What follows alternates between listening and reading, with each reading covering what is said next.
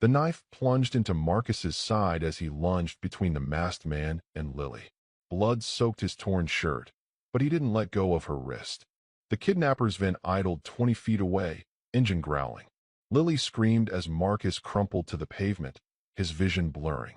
The last thing he saw before darkness swallowed him was chrome glinting in the sun, motorcycles roaring into the parking lot.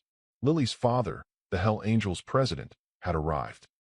But Marcus didn't know if he'd live to see what came next, or if saving her would cost him everything. Welcome to the Hells Angels family. If you're new here, hit that subscribe button right now because this story will shake you to your core. To my faithful subscribers who've been here from the beginning, may God continue to bless you abundantly. Before we dive in, let's lift this moment up in prayer. Heavenly Father, I come before you asking for your divine protection over everyone watching right now. Bless their families, Lord. Heal their bodies, provide for their needs, and give them peace that surpasses all understanding. Surround them with your favor and let your presence be felt in their lives today. In Jesus' mighty name, amen. Now, what you're about to witness isn't just a story about a homeless boy and a biker's daughter. It's about ordinary outcasts taking on a ruthless network when a 7-year-old girl's life is targeted, and powerful men will do anything to keep their darkness hidden.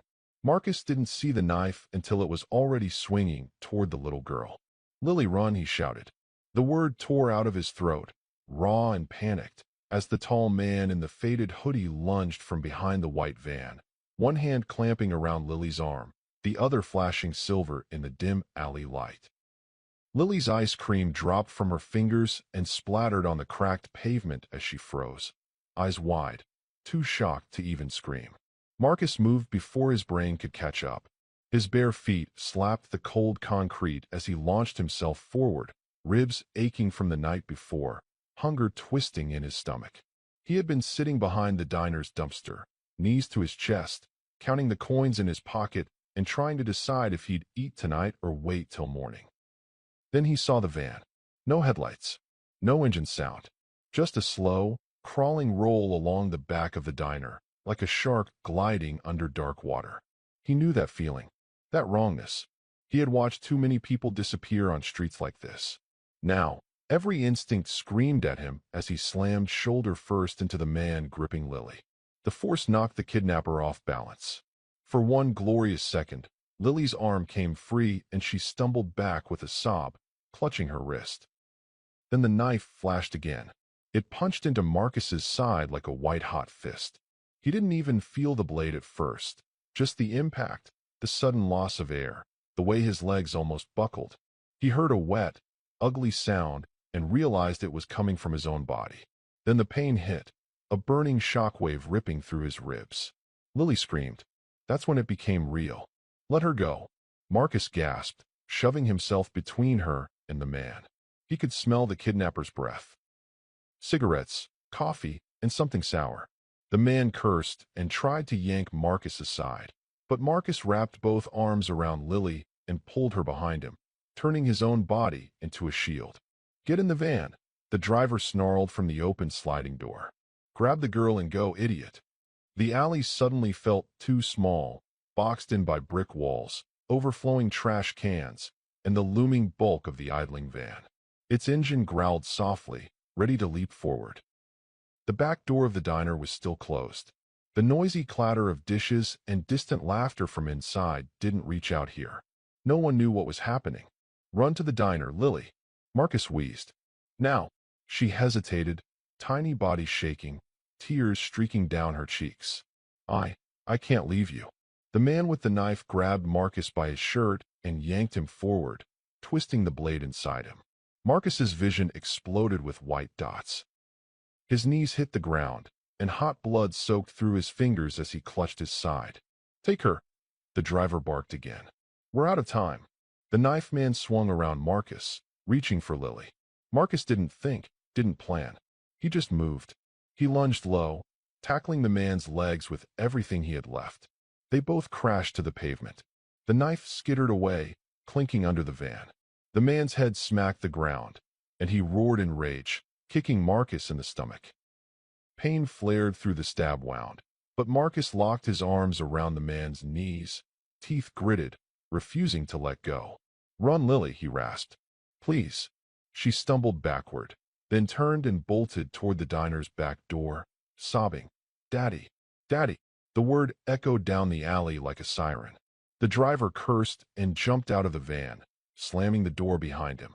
Big, broad shoulders. Baseball cap pulled low. He grabbed Marcus by the hair and yanked his head up. "You stupid little rat," he hissed. "You had to play hero." Marcus stared up at him, chest heaving, blood filling his mouth with a copper taste. He thought of the nights he'd spend alone in the cold, of people walking past like he didn't exist. He thought of Lily's small hands offering him half a sandwich, her gap-toothed smile when she'd said, "You look lonely. Do you want to be my friend?" No one had ever said those words to him before. If they liked this kid's courage, they deserve to hear more. Don't scroll past his story, hit subscribe. The driver drew back his fist. Before it landed, a sound split the night. The low, thunderous rumble of motorcycle engines.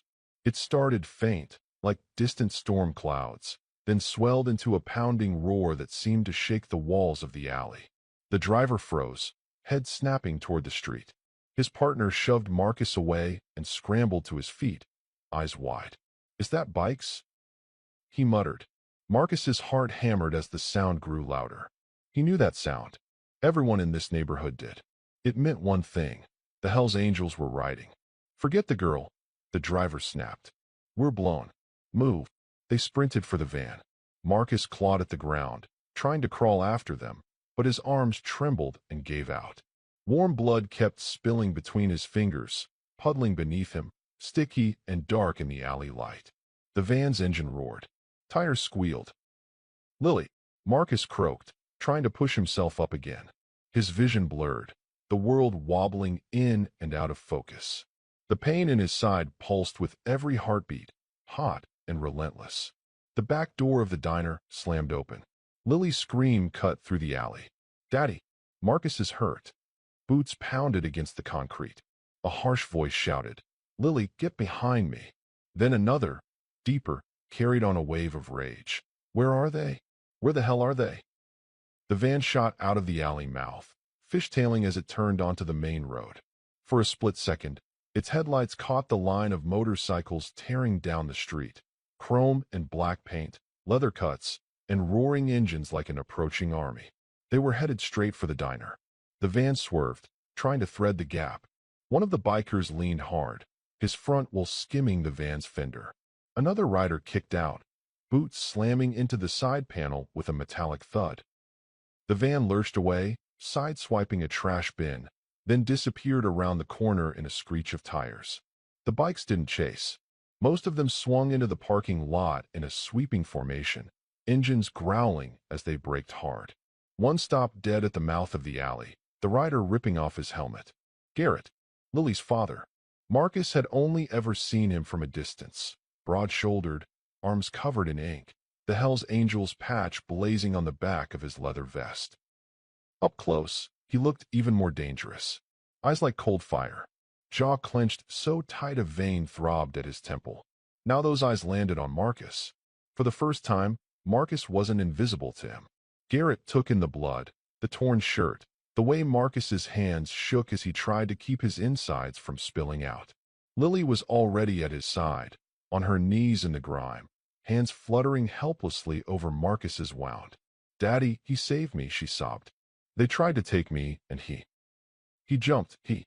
Her words broke apart in hiccuping cries. Garrett dropped to one knee beside them, his massive frame blocking out the alley light. Up close, Marcus could see the scar that ran from the corner of Garrett's eyebrow down to his cheek. The man smelled like oil, leather, and cigarette smoke. "Press here," Garrett ordered one of the bikers behind him, voice like gravel. "Hard. Don't let up." A pair of rough but steady hands replaced Marcus's own, clamping down on the wound. Marcus groaned, biting back a scream. His vision swam. "You stay awake, kid," Garrett said, leaning closer. "You hear me? You don't get to check out on me after what you just pulled." Marcus blinked sluggishly. I didn't want to let them take her." His words slurred together. His tongue felt too big for his mouth. Garrett's expression shifted, still fierce, but something else flickered there. Something Marcus had never seen aimed at him before. Respect, fear, maybe even gratitude. "What's your name?" Garrett demanded. Marcus swallowed hard. Even that tiny movement sent a fresh wave of nausea rolling through him. Marcus," he whispered. Lily clutched his hand. "Don't let him die, Daddy. Please, please don't let him die. Stay with them, Lily. And if this story cuts your heart, subscribe so you don't miss what happens next." Garrett snapped his fingers at another biker.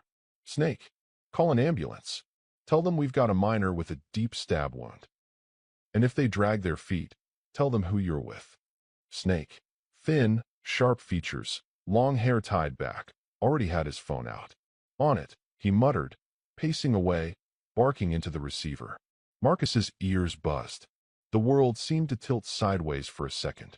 He smelled exhaust fumes drifting in from the lot, heard the rumble of the motorcycles idling like restless beasts. "You're gonna be all right, kid," Garrett said, his voice lower now. "You bought my little girl a few extra seconds. That's the only reason she's standing here and not in the back of that van." Marcus tried to smile, but his lips barely moved. "She gave me food once," he mumbled. "Didn't want her to go with them."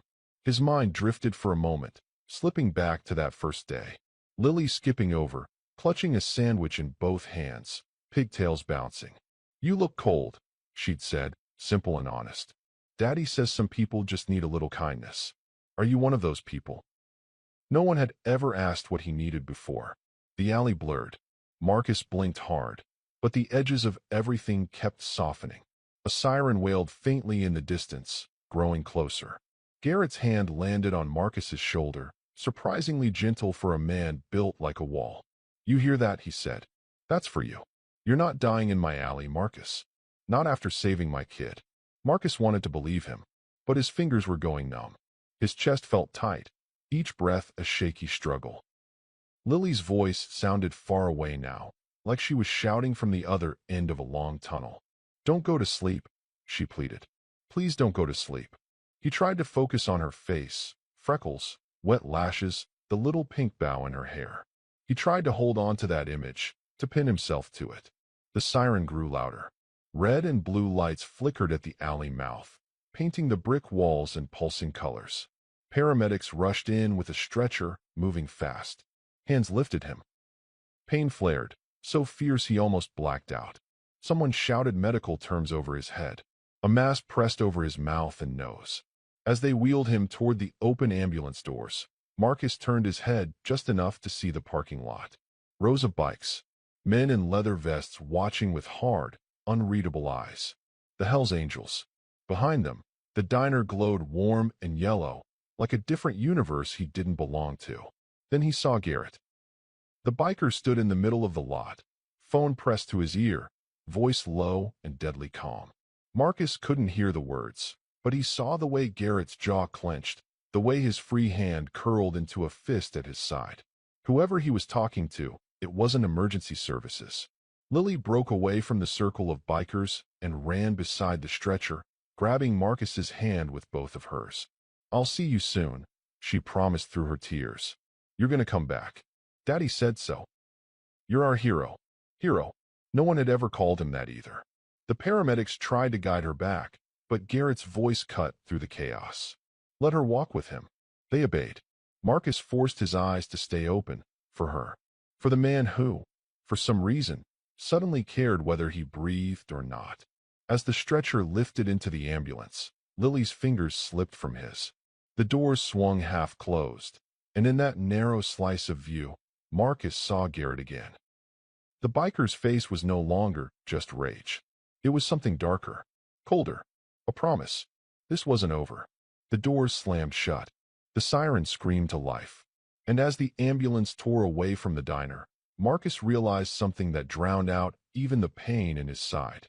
Those men hadn't just known where Lily would be. They had called her father by name. They knew exactly who they were attacking. And if they were willing to stab a homeless kid in an alley to get to her, what else were they willing to do? The question burned in his mind as the world finally went dark. Marcus woke to the sound of beeping. Sharp, rhythmic, too clean to be anything from the streets. His eyelids felt like they were glued shut, his mouth dry as dust. For a second, he thought he was back under the bridge, listening to passing cars. Then the sharp scent of antiseptic cut through the fog. Hospital. Panic jolted through him. His eyes snapped open to a blur of white ceiling tiles and harsh fluorescent lights. Something tugged at his arm. A needle taped into his skin, connected to a clear bag slowly dripping into a tube. His side throbbed, a deep, hot ache that flared when he tried to move. "Easy, kid," a rough voice said from his left. "You rip those stitches, and they'll cut you open again." Marcus turned his head carefully. Garrett sat in a plastic chair pulled close to the bed, arms folded across his chest, leather vest still on, boots planted wide. He looked like he didn't belong in this bright, sterile room, like someone had dropped a wolf into a cage of glass and chrome. For a second, Marcus thought he was dreaming. Men like that didn't sit at the bedsides of kids like him. "How long?" Marcus croaked. His throat burned. Garrett reached over, grabbed a plastic cup from the bedside table, and held the straw to his lips. Sip, not chug. Cold water slid down Marcus's throat, almost painfully refreshing. "You were out most of the night," Garrett said. "Surgery. Blood loss. Doc said if that knife had gone an inch deeper, we'd be having a very different conversation." Marcus swallowed, the words sinking in like stones. "Lily. She's fine." Garrett's jaw flexed. A little shaken. A lot loud. She cried herself hoarse, convincing the nurses to let her sleep in this room. They finally kicked her out a couple hours ago to get some rest. Marcus tried to imagine Lily curled up in a hospital chair, refusing to leave. His chest tightened in a way that had nothing to do with the stabbing. "I'm not dead," he muttered, more to himself than anyone. Garrett's gaze didn't soften. "You're not. That's the only reason those men are." The way he said it sent a chill through Marcus. You caught them?" "Not yet." Garrett leaned back slightly, eyes never leaving Marcus's face. "But we will. They made a mistake putting their hands on my little girl. They made a bigger mistake dragging you into it." Marcus frowned faintly. "I dragged myself into it. For her," Garrett said. "You didn't have to." He didn't say thank you. But it was there, in the space between the words. If this moment already has your heart racing, don't just watch. Like and subscribe so you don't miss what happens to Marcus next. Marcus shifted, wincing as pain flared in his side. "Why am I in a room like this?" He glanced around. The TV on the wall, the flowers on the table, the absence of other beds. "They don't give this to kids like me." Garrett grunted. "They do if someone pays for it." Marcus stared at him. "You paid?" "The club did," Garrett corrected. "You bled in our alley. You stopped our nightmare from getting in that van. That makes you our responsibility." "Our." The word felt strange. Heavy. "You could have just left me on the street," Marcus said quietly. It wasn't an accusation, just a fact he'd learned too many times. Garrett's eyes hardened. "Is that what you're used to?" Marcus looked away. "Doesn't matter." "It does to me," Garrett said. "You think I didn't see you back there? Behind the diner, under that stupid torn blanket? You've been there for weeks. Lily's been sneaking you food. You think I'm blind?" A spike of shame shot through Marcus. "I didn't mean any trouble. I just didn't have anywhere else." Garrett studied him for a long moment, like he was weighing something. "You're 12, he said at last. "You took a blade meant for my daughter. No one does that for free. Not in this world. So here's how this works." He leaned forward, forearms on his knees. "You stay under our protection now. Doctors, food, a bed that isn't concrete. You don't run. You don't disappear. You heal." Marcus blinked. "That's it." Garrett's mouth twitched in something that wasn't quite a smile. "That's the easy part. The hard part is coming." A chill ran through Marcus. "What hard part?" Garrett's gaze darkened. "Finding out who sent those men, and why they knew exactly where my kid would be, and what to call me to make me look twice." Marcus replayed the alley in his mind. The van. The knife. Lily's scream. The chaos. Then something flickered at the edge of his memory. "They said your name," he murmured. "Before they ran. The driver." He said, "We don't have time, Garrett's." And then the bikes. Garrett's jaw clenched. "Yeah, they knew me. They knew where Lily eats on Friday nights. They knew there'd be a back alley with no cameras. That means one of two things. He held up two fingers. Either they've been watching us for a long time, or someone who knows us handed them a map. Like a traitor? Marcus whispered. Garrett's eyes flicked to the closed hospital door, then back. We don't use that word lightly in my world. But yeah, maybe. Marcus swallowed. And you think I can help with that? I'm just a kid. You're a kid who sees things from the cracks, Garrett said. Cameras miss what you notice. People talk different when they think you're nobody. You've been invisible in that alley for weeks. You know faces, patterns, vans that don't belong. He paused. If you're willing, you can help me make sure they never touch Lily again. The idea of being involved in whatever came next made Marcus's stomach twist. He had spent months trying not to be seen, to avoid trouble, to survive one day at a time. Now this man wanted to pull him into the center of a war he barely understood. But then he remembered Lily's hand in his, her tiny voice begging him not to die. He remembered the terror in her eyes when that knife flashed. I don't want anything from you, he said slowly. I just didn't want them to take her. Garrett's stare didn't waver. That's exactly why I'm asking. The guys who took that job? They don't stop because the first attempt failed. They double down. And now they know there's a kid who's willing to get in their way. You're already in this, Marcus. Whether you meant to be or not. Silence settled over the room for a moment, broken only by the beeping monitors. What happens if I say no? Marcus asked at last. You still get a bed and food and protection, Garrett said. We don't trade in saving kids for favors. But he sat back. They'll come looking again. For Lily. And maybe for the kid who messed up their plan. And I'll be fighting blind, without the one person who saw them up close before the lights and sirens. The weight of it all pressed down on Marcus's chest. On the streets, no one needed him. No one wanted him. Now, suddenly, someone did. Not as a charity case. As something else. A piece on the board. If you're still here, your support matters more than you realize. Pause for a second and hit like and subscribe to keep this story alive. The door clicked open. A nurse stepped in, early 30s, dark hair pulled into a bun, scrubs a soft blue. Her name tag read Anna. She smiled, but it didn't quite reach her eyes. Good. You're awake, she said, pushing a small cart closer. We need to check your vitals and give you another dose of pain meds. Garrett straightened, instantly alert. He just woke up. Can't that wait? Anna's smile widened, practiced and professional. If you want him awake, this helps. Keeps the pain from dragging him back under. Doctor's orders. She glanced at Marcus.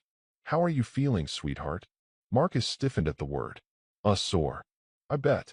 She pulled a syringe from a tray and held it up, flicking it lightly. Bubbles rose to the top. She pressed the plunger until a thin stream spat from the needle. Something in the way she watched the liquid made the hair on the back of Marcus's neck rise. Where's your badge? Garrett asked. Anna blinked. Excuse me. Your ID, Garrett said calmly. Too calmly. Hospital staff wear it up here. He tapped his own chest. Yours is on your belt.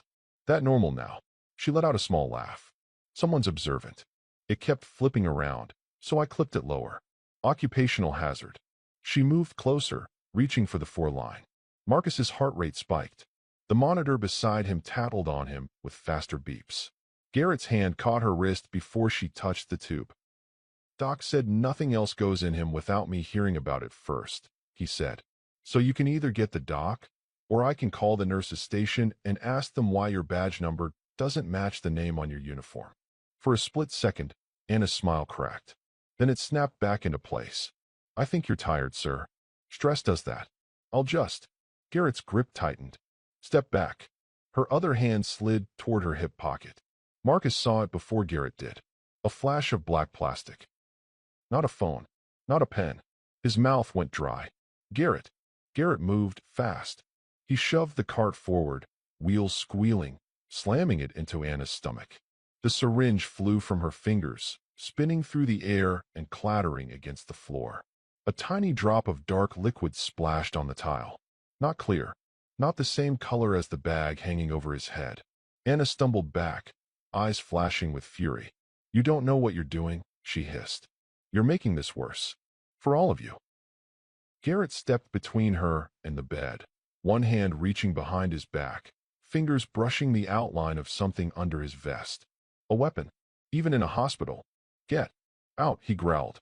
For a moment, the room felt like the alley again, small, charged, one wrong move away from blood. Then Anna smoothed her scrubs, straightened, and stepped around the cart. Security will hear about this, she said lightly. But her eyes, when they met Marcus's, were ice cold. Sleep tight, hero. She walked out. The door closed. Garrett waited 3 full seconds, then lunged for it, yanking it open and looking both ways down the hall. She's not on the staff list at the station, he muttered, half to himself. Badge numbers bogus.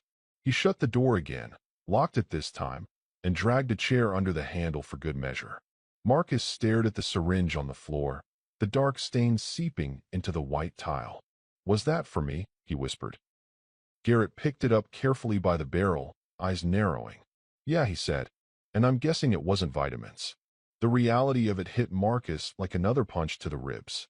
It wasn't just 2 men in an alley anymore. It wasn't just a botched grab.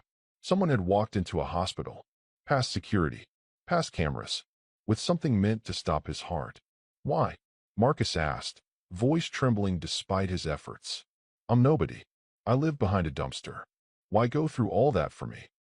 Garrett turned the syringe in his fingers, watching the way the remaining liquid clung to the glass. Because you're not nobody anymore, he said quietly. You saw their faces. You messed up their plan. And if they're willing to risk a hospital hit, they're scared. He looked up. Scared people make mistakes. That's how we catch them. We. The words settled in Marcus's chest like a hot coal. Does Lily know? He asked. About this. Garrett shook his head. No. She thinks you're sleeping off the surgery and that the nurses are angels. I'm not putting that in her head. His eyes hardened. She's 7. This is on grown men to handle. Grown men. And a 12-year-old boy who'd just become a target. Garrett crossed the room, opened a cabinet, and slid the syringe inside, tucking it behind a folded stack of linens. Doc's a friend, he said. Old acquaintance. I'll show him this and get the toxicology run off the books. Quiet like. In the meantime, this room stays locked unless it's him or a nurse I know by name and face. You see anyone else? He fixed Marcus with a look.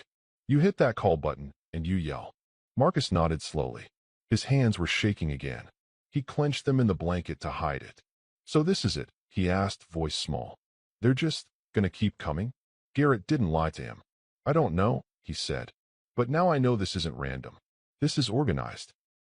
These are people who don't care about hospitals, cameras, cops.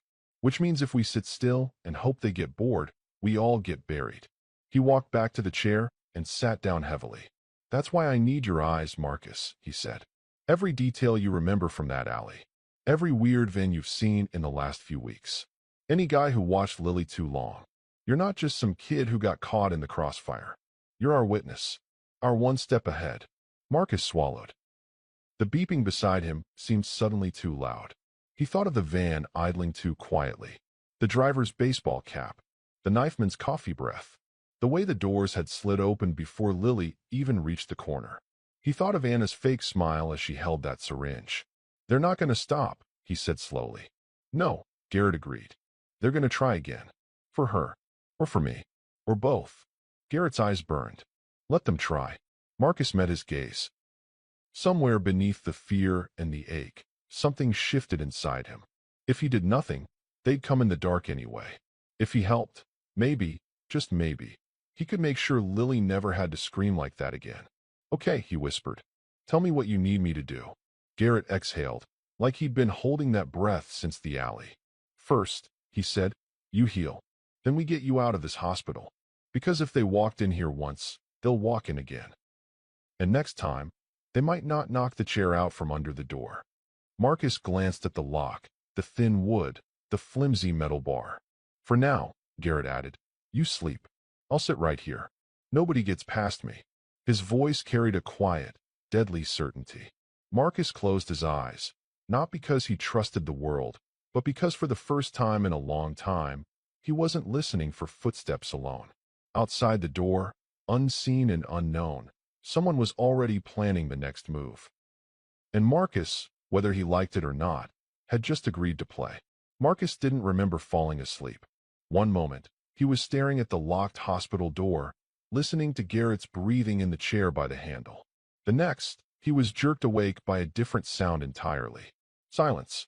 No beeping. No hallway chatter. Just an awful, dense quiet. His eyes flew open. The room was dark, lit only by a faint orange glow leaking through the blinds. The four-pump screen was black. The monitor beside him was dead. The air conditioner's low hum was gone. Power outage. His heart kicked against his ribs. Garrett, Marcus whispered. The chair by the door was empty. His pulse spiked. He pushed himself up on one elbow, pain tearing through his side. The world tilted and steadied. Garrett, he tried again louder. No answer. A tangle of fear knotted in his chest. Garrett wouldn't just leave. Not after everything he'd said. Not after the fake nurse, the syringe, the promise that nobody would get past him. Unless something had dragged him away. The hallway glowed faintly red under the door, emergency lights running on backup power. Somewhere distant, he heard a muffled shout. Then another. Footsteps pounded, then faded. Every instinct Marcus had learned from the streets screamed the same warning. Something bad was happening. He swung his legs off the bed. The cold linoleum shocked his bare feet. The four-line tugged at his arm. He reached up, fingers fumbling with the tape, and yanked it out with a sharp sting. A tiny bead of blood bloomed on his skin. He ripped off the heart monitor leads, the adhesive stinging his chest. No alarms blared. No nurses rushed in. The silence scared him more than any siren. He shuffled to the edge of the bed, pausing as a wave of dizziness washed over him. The stitches in his side burned, but he gritted his teeth and forced himself upright. He wasn't going to be a lying target if they came back. The door rattled. Marcus froze. The handle twisted once. Twice. Slow. Testing. Then it stopped. His mouth went dry. The chair Garrett had jammed under the handle earlier was gone. Whoever was out there could walk in if they wanted. He spotted the call button remote dangling beside the bed and grabbed it, more for something to hold than any hope of help. The system was dead. No power. No nurse's station. The door handle turned again. This time, it didn't stop. The door opened an inch. Then another, spilling red emergency light into the room. A broad silhouette filled the gap. Marcus. A low voice. Rough, familiar. Relief crashed through him, so hard his knees almost buckled. Garrett. The biker slipped inside and shut the door behind him, twisting the lock. In the red half-light, his face looked carved from stone. What happened? Marcus whispered. Why's everything off? Transformer blew 3 blocks over, Garrett said. Whole hospitals on backup. Cameras, locks, elevators, all running weak or not at all. If I were the kind of scum we're dealing with. His eyes hardened. I'd call this a perfect window. Marcus swallowed. You think it's them? I think I'm not waiting to find out. Garrett crossed to the bed in 3 strides. You up? Marcus nodded, then winced. Kind of. Garrett glanced at the pulled-out 4 and the dark monitor. Good. You're gonna hate what comes next, but it beats a toe tag. He went to the small closet, yanked it open, and pulled out a bundle of clothes, faded jeans, a black t-shirt, a gray hoodie. Those aren't mine, Marcus said. They are now. Snake grabbed them from the clubhouse. Garrett tossed the clothes onto the bed. You've got 30 seconds. We're leaving. Leaving. Marcus's voice cracked. To where? Somewhere these people can't stroll into with a fake badge and a smile, Garrett said. We should have pulled you sooner. That nurse stunt just moved up the timeline. Marcus stared at the door. What about the doctors? The tests? You said. I said I'd keep you alive, Garrett cut in. Doc already cleared you for movement in an emergency. Congratulations, kid. This is an emergency. Marcus's hands trembled as he reached for the shirt. I don't know if I can walk that far. Then lean on me, Garrett said, or I carry you. But you're not spending another night in this building. Every part of Marcus ached. His stitches felt like they were pulling with every breath. But the memory of Anna's cold eyes as she held that syringe burned hotter. He yanked the hospital gown over his head, teeth gritted against the pain, and forced his arms into the sleeves of the t-shirt. Each movement felt like tearing open the wound again. By the time he wrestled on the jeans, sweat dotted his forehead. He swayed. Garrett's hand closed around his elbow, steady, solid. Easy. Marcus clung to that grip like a lifeline. If your heart's pounding for this kid's fight to live, like and subscribe so his story doesn't disappear into the dark. Where are we going? Marcus asked. Safe house, Garrett said. Out past the city. Not on maps. Not in any system these guys can hack. What about Lily? The question burst out before Marcus could stop it. Garrett's expression flickered, just for a second. She's already there. I sent her with one of the old ladies and 2 prospects as soon as you went into surgery. She thinks she's on a motorcycle vacation. Marcus pictured Lily, legs swinging off a strange couch, asking when Marcus was coming. Guilt and longing twisted together. Will she know I'm coming? He asked quietly. Garrett's eyes softened a fraction. She will when we get there. He helped Marcus ease the hoodie over his shoulders, careful around the bandages. Then he reached into his vest and pulled out a folded piece of black cloth. A cut? Marcus asked, startled. Garrett snorted. Not yet. You gotta earn that, kid. This is just a spare vest. No patch. But it makes you less fresh out of surgery and more kid who wandered in off the street. Hood up. Head down. You see my brothers, you let me talk. He draped the vest over Marcus's shoulders. It hung big and heavy, smelling like leather and smoke. For the first time in his life, Marcus felt covered. Not invisible. Not exposed. Just shielded. Garrett cracked the door and peered into the hallway. The emergency lights painted everything in muted red. A nurse pushed a cart at the far end, moving quickly. A doctor spoke in low tones to a family clustered near a window. Somewhere, a baby cried. Stay close, Garrett murmured. If anyone asks, you're my nephew. You took a fall off your bike. Got it. Marcus nodded. Garrett guided him into the hallway, one big hand on his shoulder, steering. Every step was a reminder of the knife. Pain flared with each movement. But Marcus focused on the floor tiles, counting them like he used to count seconds under bridges to make the nights pass. They reached the elevator bank. Red exit signs glowed at either end of the corridor. Garrett ignored the elevators and pointed toward the stairs, not trusting anything that can be cut with a wire right now. They descended slowly. By the second flight, Marcus's breathing had gone shallow, his fingers digging into the rail. Garrett matched his pace, never rushing, never complaining. You pass out on me. I'm throwing you over my shoulder, he muttered. I'll look ridiculous, but I'll do it.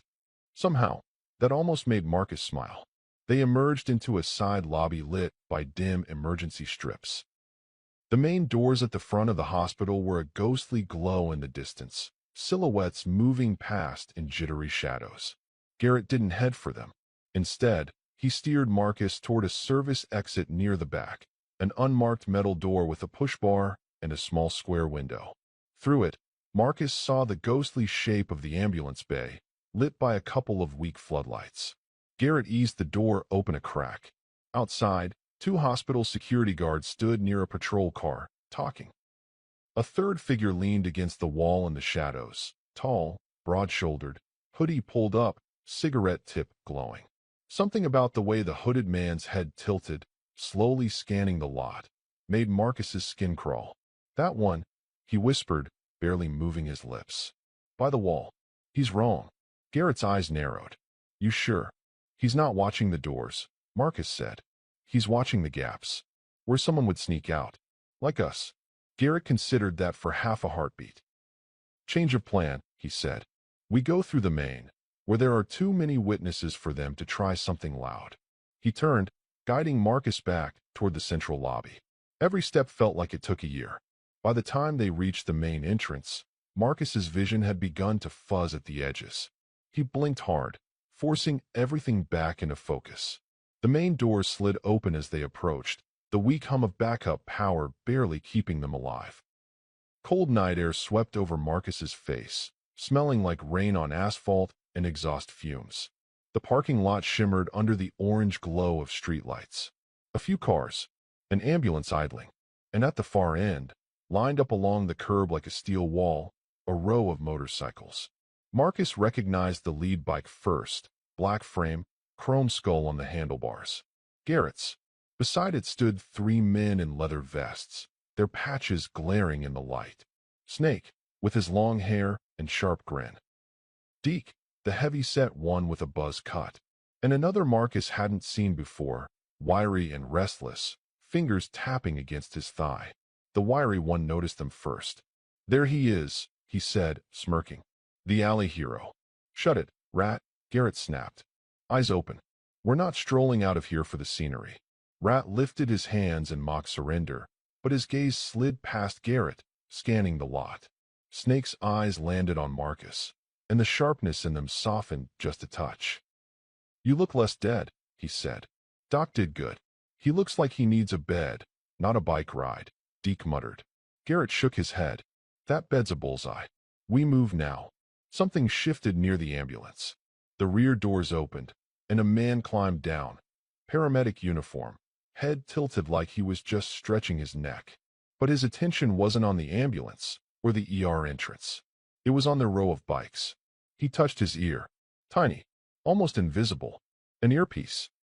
Marcus's stomach dropped. "Garrett, I see him," Garrett murmured without moving his lips. "Everyone mount up. Now." The bikers obeyed without question, swinging their legs over their seats, engines roaring to life in a staggered thunder. The sound rolled across the lot, turning heads, filling the air with a vibrating growl. Garrett guided Marcus toward his bike. "You ever been on one of these?" he asked. Marcus shook his head. Garrett handed him a helmet from the handlebars. "First time for everything. On. Tight. You lean when I lean. You don't fight the turns. You hold on, and you don't let go." Marcus's fingers fumbled with the strap, but he managed to snap it under his chin. Garrett swung onto the seat and reached back, patting the space behind him. Marcus climbed up, every motion sending a stab of pain through his side. He wrapped his arms around Garrett's waist and gripped the vest with all the strength he had left. From the corner of his eye, he saw the paramedic talking into his shoulder, eyes on them. The ambulance engine revved. "If you're gripping your seat like Marcus is right now, hit like and subscribe so you don't miss where this ride goes." Garrett twisted the throttle. The bike roared. The other engines joined in, a unified chorus that shook the pavement. "Head down," Garrett called over his shoulder. "If something goes sideways, I put this thing between you and the bullets. You understand me?" Marcus swallowed hard. "Yeah." They rolled forward, the line of bikes moving as one toward the exit. The ambulance pulled away from the bay, turning as if to leave. Instead of heading for the street, it angled across the lot, right toward the convoy. "Problem," Snake called from the left. "They're drifting into our lane, G." "Not by accident," Garrett growled. The ambulance slowed, blocking the exit lane like a white steel wall. Its lights were off. No siren. No emergency. The paramedic from before stepped in front of it, raising a hand like a traffic cop. His other hand stayed near his belt. "Hospital policy," he shouted over the engines. "Lots closed while power's unstable. Need you folks to wait." Garrett didn't stop. He eased the line forward, slow but relentless, until his front wheel was a breath away from the man's knee. "We're leaving," Garrett said, voice flat. "You can move. Or you can find out how much metal it takes to break that leg." The man didn't flinch. Up close, Marcus could see the faint outline of a tattoo curling up the paramedic's neck, half hidden by his collar. Not a hospital symbol. Something darker. Sharper. "This isn't your night to ride, Garrett," the man said quietly, just loud enough for them to hear. "Go back inside. Let the doctors take care of the boy. We'll make sure he doesn't suffer." A cold wave washed down Marcus's spine. They knew his name. They knew Garrett's. And they were done pretending this was anything but a trap. Garrett's hands tightened on the grips. "Last chance," he said. "Step aside." The man smiled. Behind him, the ambulance's engine growled, inching forward.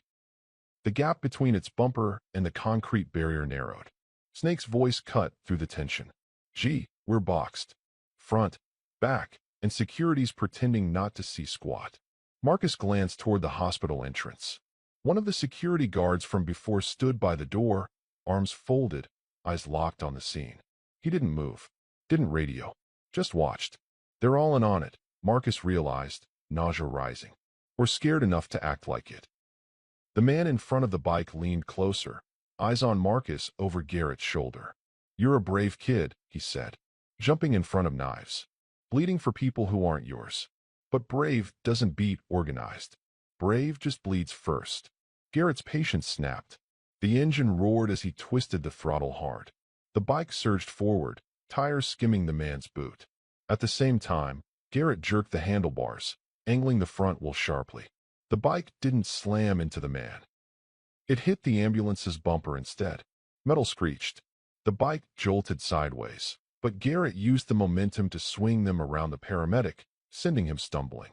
"Now!" Garrett bellowed. Snake and Deke shot forward, their bikes threading the narrowing gap between the ambulance and the concrete barrier. Rat followed, boots swinging out to crack against the paramedic's ribs as he lunged to grab a handlebar. Someone shouted. A hand reached for Marcus's arm. Garrett jerked the bike away, Marcus's grip slipping for a terrifying second before he tightened it again, knuckles white under the leather. Then they were through, out onto the street. Free. For half a heartbeat. Tires squealed behind them. Marcus risked a glance back. The ambulance lurched into motion, swinging out of the lot, lights still off. It gunned straight onto the road, bearing down on the line of bikes like a charging bull. "Gee," Snake yelled. "They're coming hot." Garrett didn't look back. "Then we make them chase us where they can't call for help without explaining why they're trying to run over kids." The city lights streaked by as they picked up speed. Wind tore at Marcus's hoodie, stung his eyes. Every bump in the road sent a shock of pain through his side, but he held on tighter, burying his face between Garrett's shoulder blades. The roar of the ambulance grew louder. They blew through a yellow light, engines howling. Cars honked. Someone shouted. A dog barked from a sidewalk, startled. Garrett veered left, then right, weaving through side streets with practiced ease. Marcus lost all sense of direction, focus narrowed to one thing. Don't let go. Sirens finally wailed behind them, late, desperate.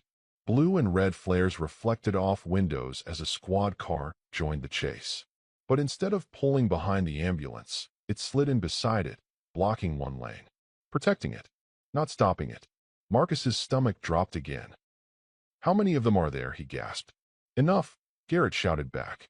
But they made one mistake. What? They pissed off the wrong family chasing the wrong kid. He downshifted, engines screaming as they cut across a bridge, the river below a dark ribbon. Ahead, the lights of the city thinned. The road stretched into black, broken only by their own headlamps and the faint glow of distant highway signs. "Hold on, Marcus," Garrett said. "Next stop." The one place these people were never supposed to find. Marcus tightened his grip, jaw clenched, wind whipping tears from his eyes as the city fell away behind them. And with it, the last illusion that any of this was a random nightmare he could wake up from. Marcus lost feeling in his fingers long before the bike stopped. By the time the engines finally died, his hands were locked around Garrett's vest like claws. The sudden silence felt wrong. Too big, too empty after the pounding roar of the ride and the ambulance's relentless howl behind them. "Hey!" Garrett's voice cut through the ringing in his ears. "You can let go now, kid. We made it." Marcus forced his hands open. His arms shook as he peeled them from Garrett's waist. Cold night air rushed against his sweaty palms, stinging. He lifted his head and blinked. This wasn't the city. They were in a gravel yard surrounded by darkness. No streetlights. No neon signs.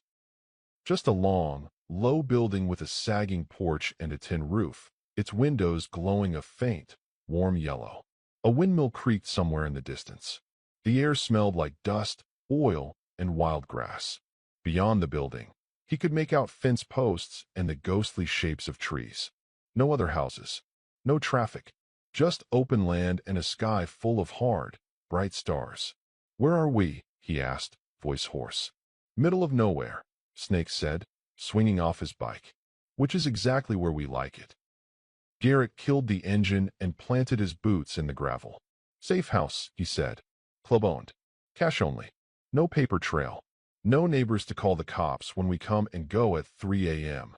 Marcus tried to climb down and almost collapsed. The ground tilted under him. His legs, stiff from gripping the bike, buckled. A white-hot line of pain ripped through his stitches. Garrett caught him under the arms before he hit the gravel. "Easy," Garrett muttered. "You're not auditioning for the track team."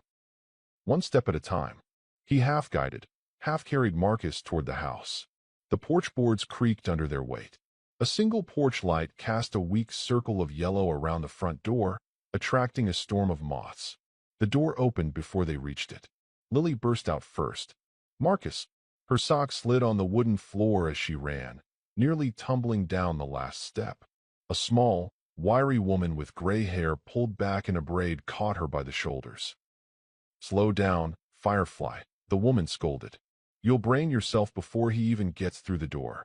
But Lily wiggled free and bounded forward anyway, eyes huge and shining. Marcus's throat tightened. She looked the same, pink t-shirt, messy pigtails, gap-toothed smile. But there was a new layer of fear around her eyes, like a shadow that wouldn't wash off. She skidded to a stop 2 feet away, suddenly aware of the bandage under his hoodie. "You made it," she breathed. "Daddy said you would, but I—" Her voice cracked. Marcus managed a tired smile. "Told you. I'm hard to get rid of." Her fingers twitched, like she wanted to hug him but didn't want to hurt him.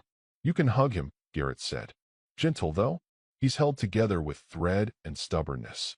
Lily flung her arms around Marcus's middle anyway. Pain flared, but Marcus didn't care.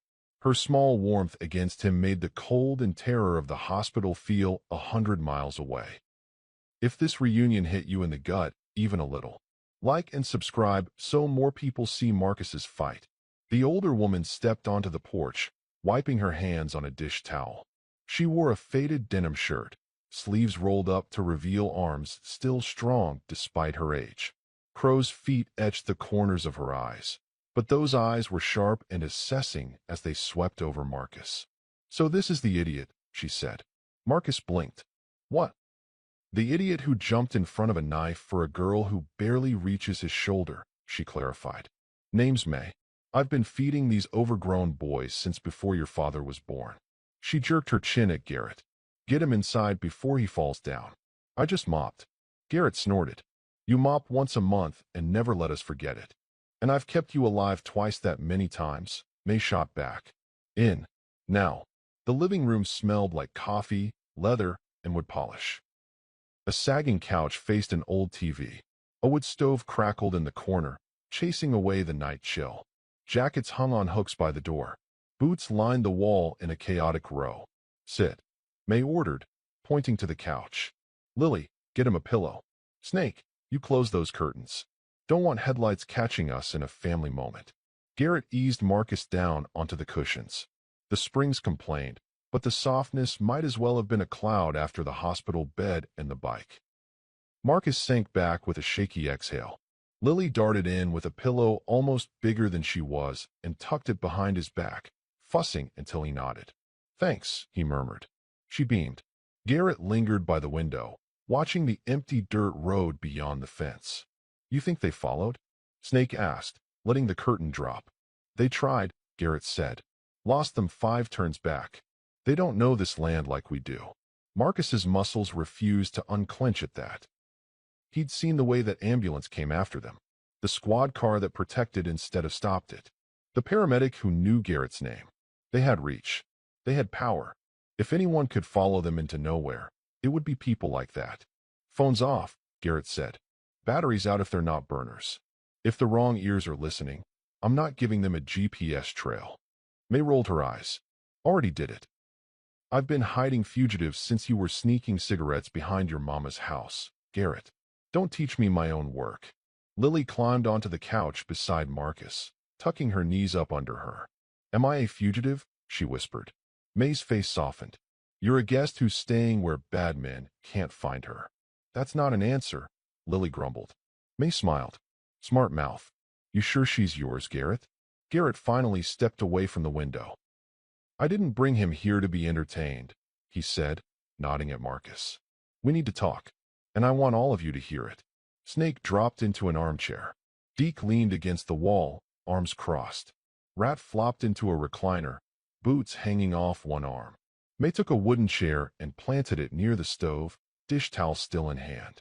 Lily squeezed closer to Marcus, her shoulder bumping his arm. "Talk about what?" she asked. Garrett looked at her, then at Marcus. "About why," he said. "And about what happens next." The room quieted. "The men in that van weren't just creeps looking for a random kid," Garrett began. "They knew my schedule. They knew where Lily would be on a Friday night. They knew which alley had the blind spot between cameras. And they knew my name. That doesn't happen by accident." Snake nodded grimly. "Hospital stunt proves it. Fake nurse doesn't walk in with poison unless someone with clearance opens a door." May's mouth twisted. "I told you when you left the badge you didn't bury it deep enough. Ghosts like that don't stay put." Marcus blinked. "Badge?" Lily sat up straighter. "Daddy used to be a cop," she announced, proud and serious. "But he didn't like how the other cops were mean to poor people, so he became a biker instead." Garrett huffed a humorless laugh. "That's one version." May arched an eyebrow. "And what's the 12-year-old version you plan to give him?" Garrett rubbed his jaw. For the first time since the alley, he looked tired. "Heavy. Short version," he said. "I went undercover in a trafficking ring. Kids. Women. Bad people paying worse people to make problems disappear. I got in deep. Got close to the man who ran it. Gathered enough evidence to bury him and his clients for life." He paused. "They decided a few of those clients were too important to bury." Marcus's stomach clenched. "Important like politicians?" Garrett's eyes met his. "Politicians. Judges. Men who wore suits and smiles on TV, then wired money to buy children. When it came time to arrest them, charges vanished. Files got lost. Evidence got compromised. The only ones who burned were the lowest rungs of the ladder." May snorted. "And one good cop, whose career suddenly didn't fit the department's values. They outed me to the man I was supposed to take down," Garrett said. "Not directly. Just made sure he knew someone close had been feeding files to internal affairs. Next thing I knew, my undercover name was on a hit list and my pension paperwork was on my desk." Lily leaned against Marcus, listening with big, serious eyes. "What happened to the man?" Marcus asked quietly. "The ringleader?" Garrett said. "Vanished. No body. No trial. No closure. Just a whisper that he'd been relocated. Witness protection, they called it. Like he was the victim." He looked back toward the dark window. "His name was Anton Vale," Garrett said. "Last I heard, he died in a car accident halfway across the country. But men like that, they don't really die. They just change masks." Snake shifted. "You think this is him? Coming back from the grave for your kid?" "Could be him," May said. "Could be someone wearing his old clothes. Either way, the playbook smells the same." Marcus swallowed. "He used to buy kids?" Garrett nodded once. "Your age. Younger. Older. Didn't care. If there was money, they found a way." The room felt smaller suddenly. The safe house walls, the old furniture, the cozy stove, they all felt like cardboard in the face of something that big and ugly. "And now," Garrett said, "whoever's running his old routes has decided that the best way to send a message is to take my daughter. Or failing that." His gaze landed on Marcus. "Kill the boy who got in the way and make sure nobody can testify to their faces, their van, their hospital games." Marcus's skin crawled. "So what do we do?" He whispered. "We stop being prey," Garrett said. "We stop reacting and start hunting." Rat snorted. "Hunt who?" "Cops are in bed with them. Hospital's dirty. Security's blind. Only thing we know for sure is that they got balls big enough to run an ambulance into a biker convoy." May slapped the dish towel on her knee. "Language. I mean massive courage and confidence, Miss May," Rat corrected quickly. She smirked. Garrett turned back to Marcus. "You said that paramedic at the ambulance bay felt wrong," he said. "You noticed he was watching the gaps, not the doors. You picked up on it before I did." Marcus nodded slowly. He had a tattoo on his neck. Not like a hospital one. Like barbed wire and a crown. I didn't see all of it. Snake leaned forward. "Color. Black and red," Marcus said. "Looked old." Snake whistled. "Red Crown. I've heard that name. Small-time muscle a few years back. Did security for clubs that weren't on the up and up. Rumor was they graduated to logistics. Trafficking, May translated. Yeah." Snake scratched his jaw. "If they're staffing ambulances and hospitals now, No wonder they move kids without a blip. Marcus felt suddenly cold. All he'd ever wanted was to be invisible enough not to be hurt. Now he was staring at the edges of something huge and organized and ruthless. Why me? He blurted, the question that had been gnawing at him since the syringe hit the floor. Why go this hard on some homeless kid? You said it. I'm not worth the trouble. Garrett's gaze didn't waver. You're a witness, he said. You saw the alley, the van, the driver, the knife man, the hospital stunt. If any part of this ever crawled into a courtroom, you'd be the only one not on somebody's payroll. May nodded. They don't need you dead because of who you are. They need you dead because of where you were standing. If that reality feels messed up but real to you, like and subscribe so more people see what kids like Marcus face. Lily's hand slid into Marcus's. They're not going to kill you, she said fiercely. Daddy won't let them. And I won't either. You're 7, Rat muttered. What are you going to do? Lecture them to death. Lily glared. I'll kick their shins. Despite everything, a tiny laugh escaped Marcus. Garrett's mouth twitched. She gets that from her mother. A shadow crossed his face at the mention. Marcus filed that away, but didn't ask. So, Snake said, we have an ex-undercover cop, a handful of bikers, one pissed-off grandma. Watch it, May warned. And a half-stitched 12-year-old against a network that can turn ambulances into kidnap vans, Snake finished. What's the genius move? Garrett's eyes hardened. We flipped the script, he said. They think we're hiding. Running. They think we're going to bury ourselves out here and pray they forget we exist. He shook his head. We're not.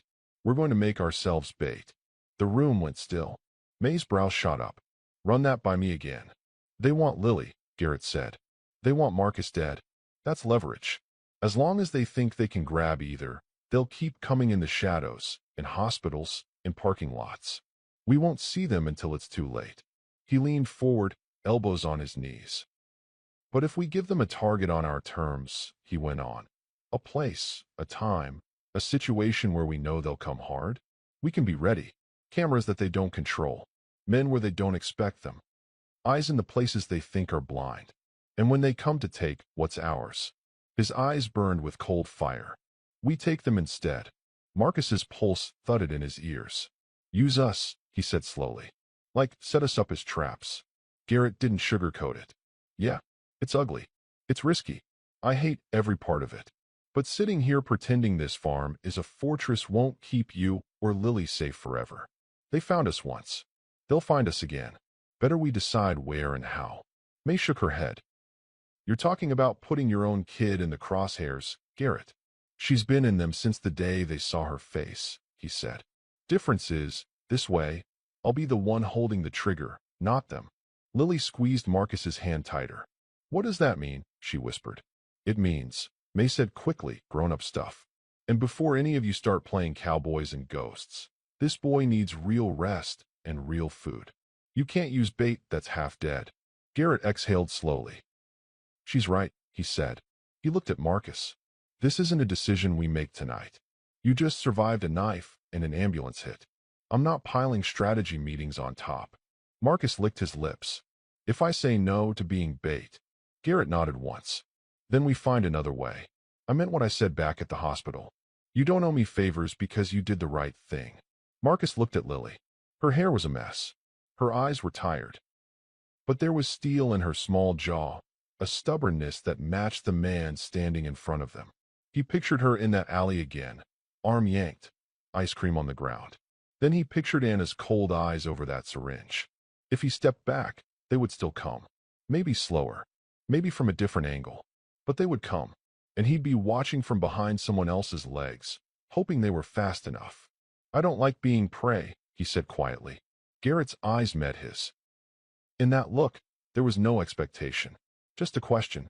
Then I'll help, Marcus whispered. However I can. Just promise me one thing. Garrett's voice softened a fraction. What's that?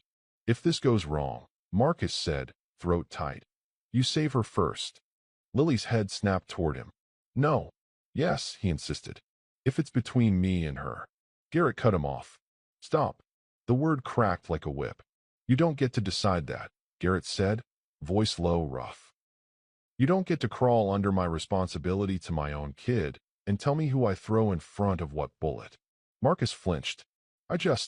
What you just did, Garrett said, is prove again that I was right about you. You're willing to die for someone who doesn't share your blood. He stepped closer.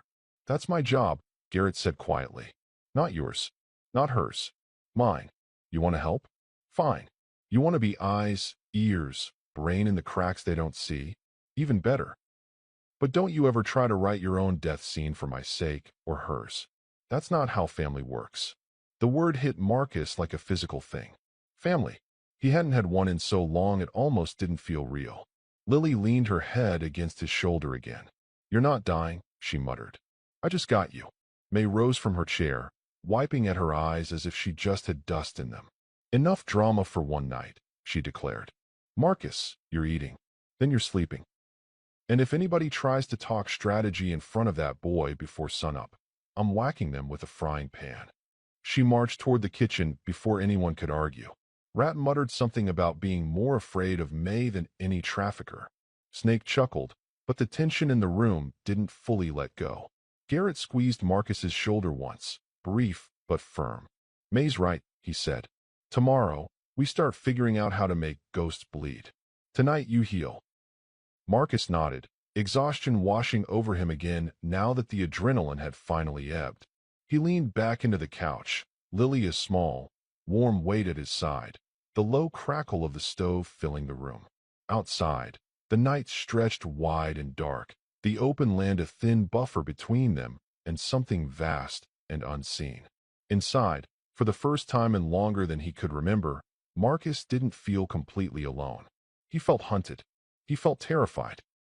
But he also, quietly and unexpectedly, felt claimed. And somewhere out in that darkness, the men who thought they were hunters were already adjusting their sights, never imagining that the scared, half-stitched boy on a sagging couch was the one who would help drag them into the light. Marcus dreamed of sirens.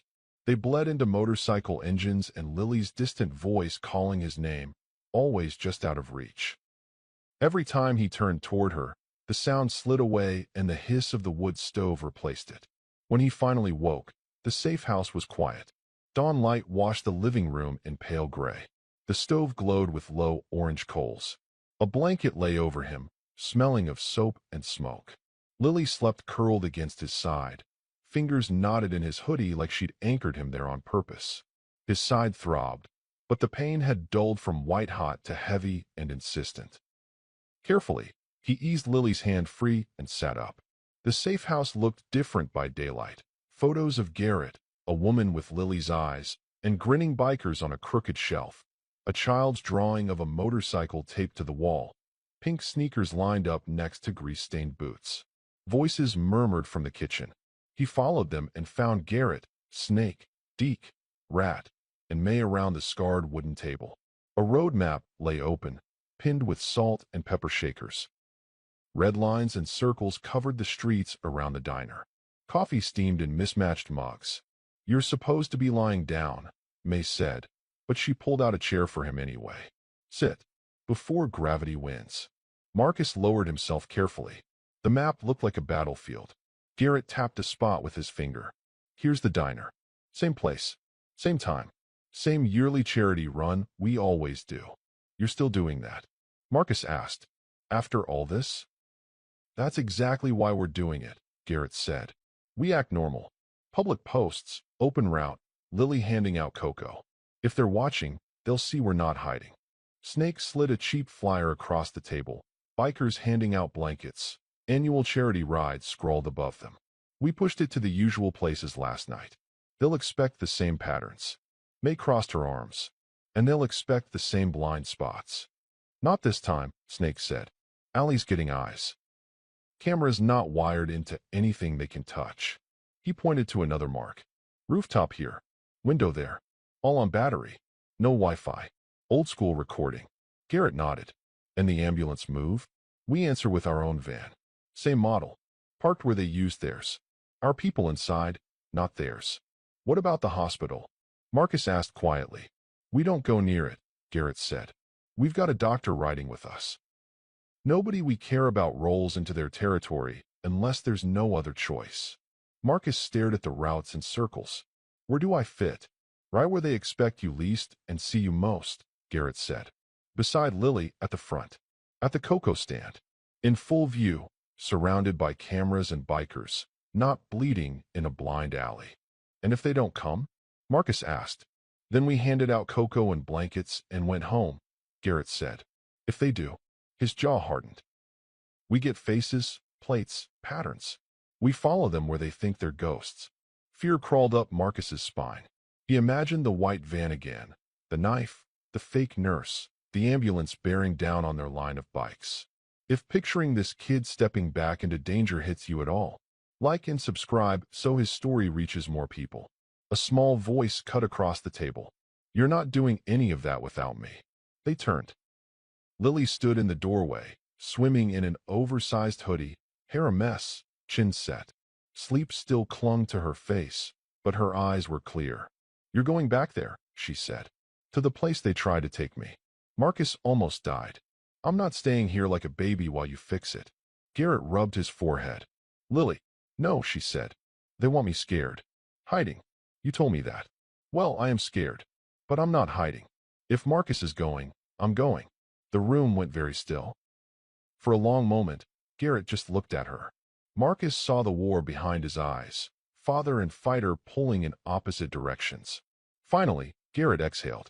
You stay glued to me or May. You don't wander, you don't run. If I say down, you drop. If I say go, you go. No arguing. Yes, Daddy, she said, relief and defiance mixing. Garrett looked back at Marcus. You still sure? No, Marcus said truthfully. But I'm going anyway. May dragged a box onto the table and flipped it open. Bandanas, cheap sunglasses, fingerless gloves. If they're hunting a half-dead kid in a gown, they're going to be disappointed, she said. Pick something. You're going as trouble, not a target. Lily tied a red bandana around Marcus's neck with solemn care. Now, she said, you look like you bite. By noon, the engines were rolling. The convoy into the city was bigger this time. More bikes, more noise, more eyes on them as they passed. Marcus clung to Garrett's vest, his stitches complaining with every bump. Lily rode up front in a pickup between May and Snake, face pressed to the glass, waving every time they stopped. The diner looked exactly the same. Faded sign. Cracked lot. Same dumpster where Marcus used to sleep. Today, the parking lot became a stage. Bikes fanned out, riders laughing and stretching, May and Lily setting up a cocoa table near the sidewalk. The sign Lily taped to the front read, Free cocoa, be nice. To anyone else, it looked like a feel-good scene. Marcus saw how often Snake's gaze swept the roofs. How Deke never turned his back to the alley. How Garrett stayed within 20 feet of Lily at all times. The van cruised past 15 minutes later. White. Unmarked. Different plates. Different driver. Same chills sinking into Marcus's bones. That's them, he muttered. Or people like them. On the third pass, it turned toward the alley. Lily, Garrett called, light on the surface. Check with May about more marshmallows from the truck. She opened her mouth to argue, then heard the tone under his voice and obeyed. Marcus watched until she disappeared behind the open tailgate. A man in a gray jacket drifted from across the street. Baseball cap, hands in pockets, casual on purpose. His gaze slid over the stand, then snagged on Marcus. A flicker of recognition. His hand brushed his ear. Left, gray jacket, Marcus murmured. He knows me. Got him, Snake said softly from behind. Cameras rolling. The gray jacket man retreated to the edge of the sidewalk, watching, waiting. Two teenagers approached the cocoa table, jostling each other, laughing too loud. One bumped the table hard. Careful, Marcus said automatically. Sorry, man, the boy said, and his hand dipped under the tablecloth. Metal flashed. Gun. Marcus didn't think. He seized the edge of the table and heaved.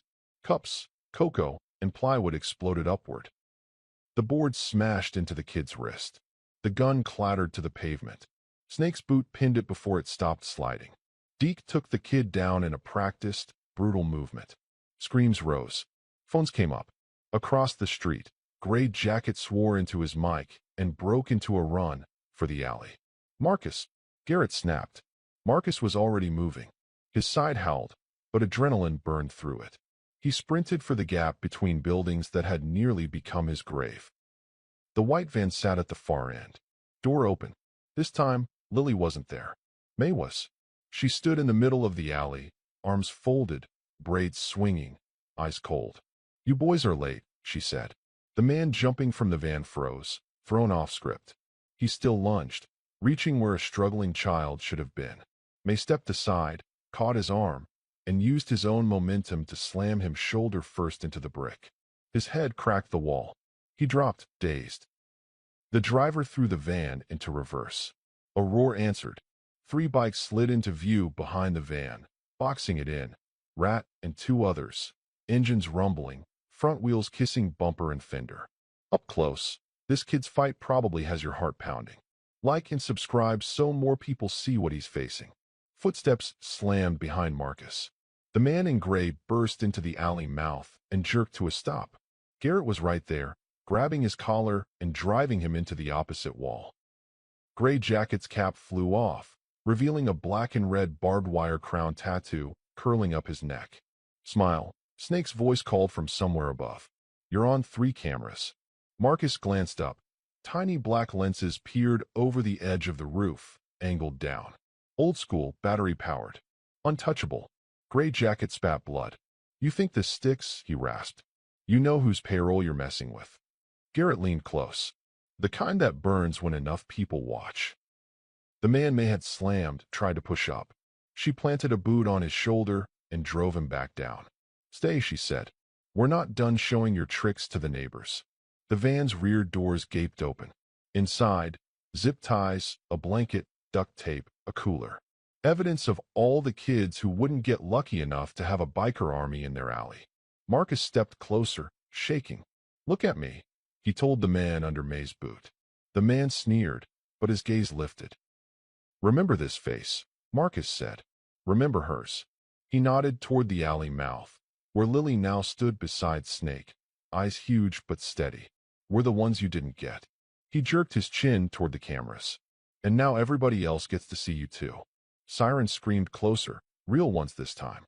Squad cars boxed the street. Uniforms spilled out, confusion and calculation flashing across their faces as they took in vans, guns, bikers, and cameras. A lieutenant shouldered through, eyes flicking from cuffed men to tattoos to Marcus's bandaged side. "What is this?" he demanded. Garrett stepped away from Gray Jacket with his hands open. "This is what your city's been pretending not to see. You can walk past it again, or you can bag it." Snake tossed him a flash drive. Multiple views. No edits. You lose it, other people won't. The lieutenant stared at the drive, then at Marcus.